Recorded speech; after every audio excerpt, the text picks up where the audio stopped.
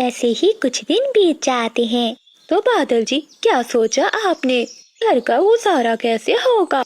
मैं सोच रहा हूँ बिजली कि मैं फिर से टोकरियाँ बनाना शुरू कर दूँ, लेकिन सोच रहा हूँ कि उन्हें बेचने कैसे जाऊँगा।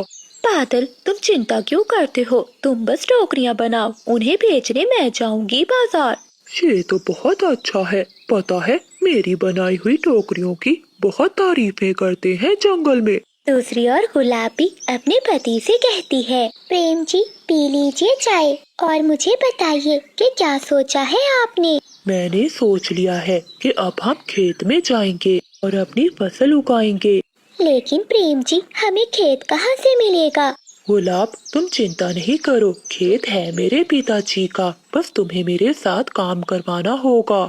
हाँ पति जी, काम तो करना ही होगा, वरना भूखे पेट मरना पड़ेगा। पता है बादल जी, सच में आप बहुत सुंदर टोकरियाँ बनाते हैं। मैं ये 5 टोकरियाँ लेकर बाजार जा रही हूँ।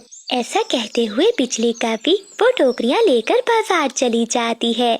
दूसरी ओर गुलाबी अपने पति के साथ खेतों में काम करवाती है।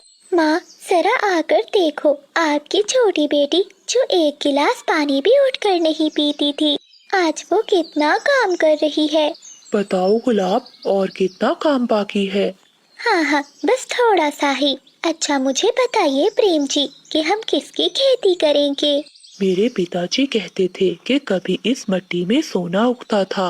अब तुम ही बताओ कि क्या खेती की जाए। हाँ, याद आया पति जी, धान। धान ही तो असली सोना है।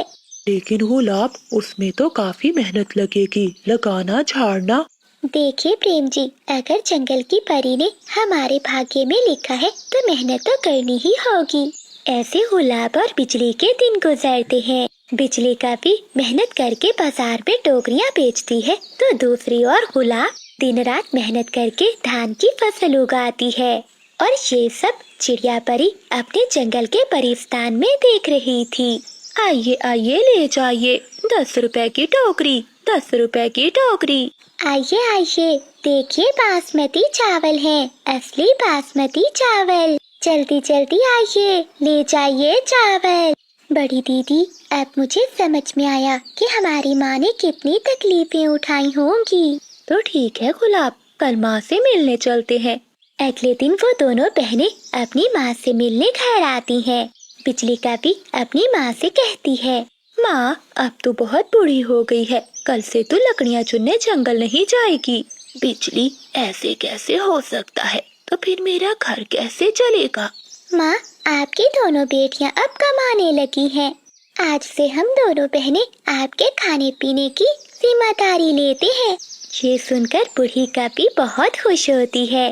देखिए मानो परी जी, अब ये दोनों बहनें आपस में लड़ाई नहीं करती है, बल्कि दिन रात मेहनत करती हैं। अब तो ये अपनी माँ की जिम्मेदारी भी ले रही हैं। आप भी इन दोनों के लिए कुछ कीजिए ना।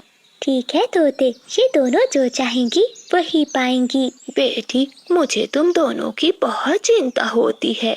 माँ, तुम चिंता नहीं करो, हम दोनों बहनें मेहनत करके अमीर हो जाएंगी। जो ये मांग रही हैं, इन्हें मिल जाए।